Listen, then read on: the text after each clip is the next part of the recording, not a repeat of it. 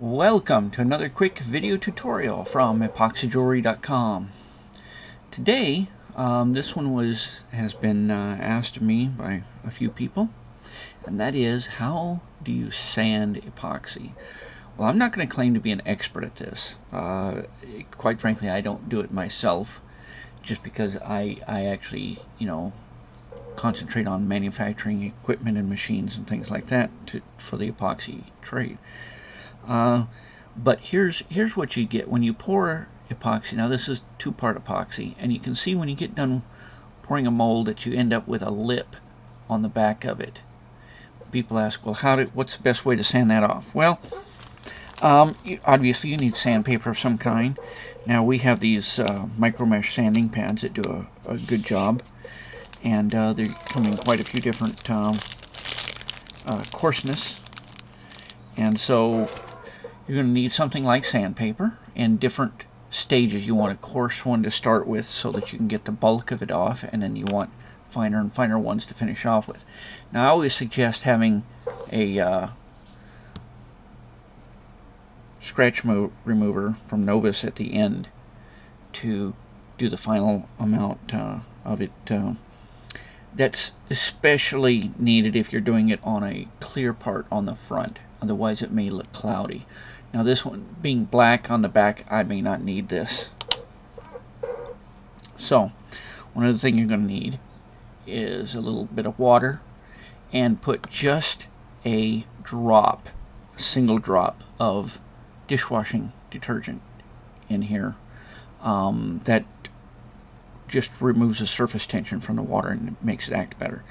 Now I'll give you a couple of tips here. Don't dip your sanding pads in the water. If you do, they will be destroyed basically, because the glue that glues the pad onto the sanding surface will come off. So what do? You dip the piece down inside the water instead. Okay. So I want to start with a fairly coarse pad, and that's this one, and you gotta go like this. Again, the water acts like a lubricant and helps keep the pores of the sanding surface clean and clear so that they can do their job. If the pores clog up, then it can't do its job properly.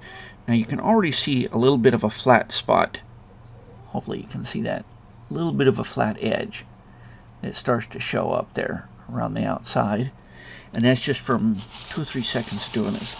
This is quite tedious. I will tell you that right up front. Sanding these off is quite tedious. If you have a small grinder, Dremel tool, that kind of a thing, you can take the bulk off with something like that instead, and then finish it off this way. And I like to spin the piece a little bit in sand and spin it a little bit in sand. That way I get it evenly. If you were just to sand straight down in one shot, go back and forth or even in a circle, you're pressing harder on one side or the other, and it won't be even on the back when you get done. Okay, so I'm going to go ahead and pause this video, and I'm going to take the bulk of this off because it can take a while, and then I'll come back and show you when the bulk's gone. In fact, I think I'm going to cheat a little bit and hit this on my grinder. So I'll be back in just a minute.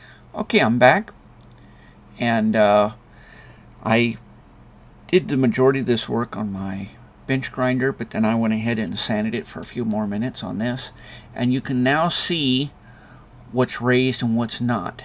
The part that's flat is raised up a little bit, and the part that's glossy is a part that hasn't been touched yet. Now if you were wanting to make this perfectly flat on the back, you would keep going until all of it was the same color. Rather than do that, I want to show you now the next stage, which is to take this flat looking part and gloss it up a bit by doing lighter sanding. So we're going to get rid of this pad, and I'm going to go to one somewhere in the middle. This one's about halfway down our spectrum. Again, put a little bit of water on it and just do this. And again, twisting and turning the whole way. Keeping pressure straight down on it. These pads are double-sided too, so when you wear out one side, you've got another side there to use.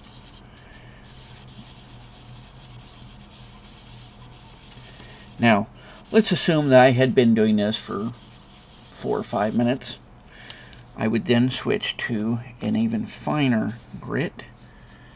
And let's see, I think I'll go ahead and jump right to the last one. This is like 15,000 or 12.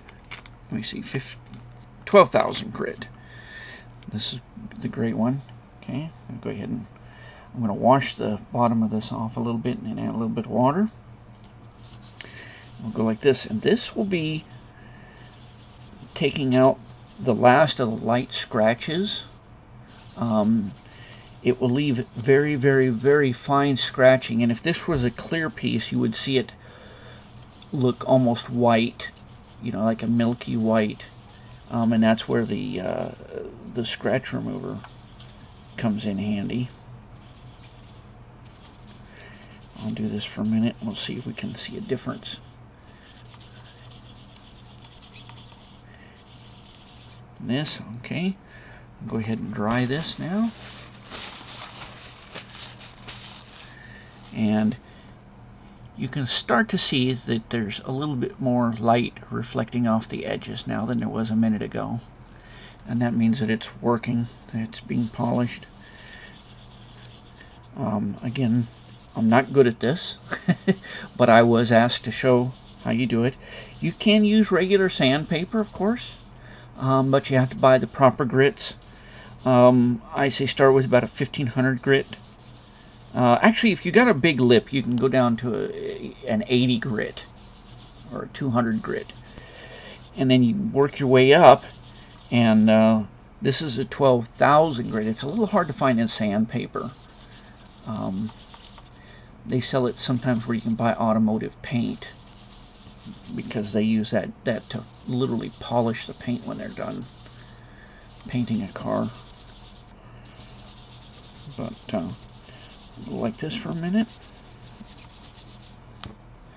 Okay, wipe that off, and see it's getting even a little bit more polished around there. See a little bit more light reflecting off the edges. Now, the last step you would do, now I'm going to use a paper towel, but you'd be better off with a cotton rag or a mechanic's paper towel, which are those blue paper towels, but this is what I have handy, so I'm going to use it. The last step, once you get this to where you like it, and it's just a little bit glossy, is to use a plastic polish. And again, I like this Novus polish. It works really good. It doesn't take much, just a little bit. In fact, that might be too much. And basically, whoops, okay, I dropped that, no problem.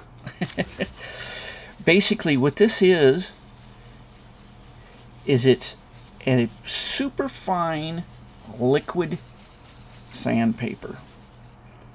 So this takes the scratches out that the very last sandpaper did. Now, it may not look like they was scratched, but the scratches, if you put it under a microscope, there was microfine scratches, and that's what made it white looking. And this, you just buff. Now, if you've got a Dremel tool with a buffing wheel on it, you can use that. If you have a polishing wheel in your shop, you can use that with this as well. And you just rub it around really good, again, for a few minutes. This is work that's a little tedious. Now, when I do get done with that, I will then rinse it off in water just to get the polishing compound off of it. And then I will take another paper towel here and dry it off.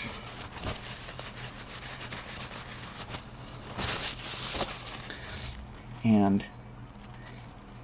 it's getting, you can see that there's even more gloss around the outside. Now, I've only done each one of these steps about a quarter of the way that you need to have a finished product. but this is the exact same method. You just need to go further.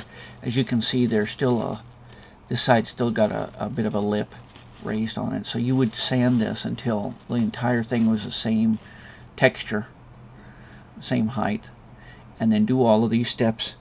And I would say that a piece like this, to sand that back off, if you don't cheat like I did and use a grinder, which is perfectly legit.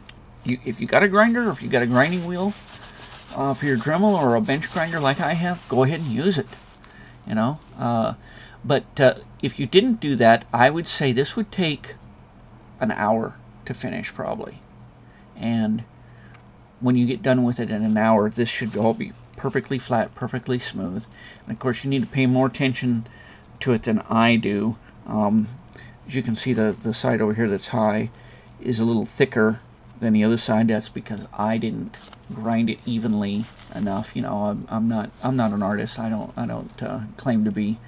But this is the basics on how you do the sanding. Anyways, thanks for watching. Another quick video from EpoxyJewelry.com.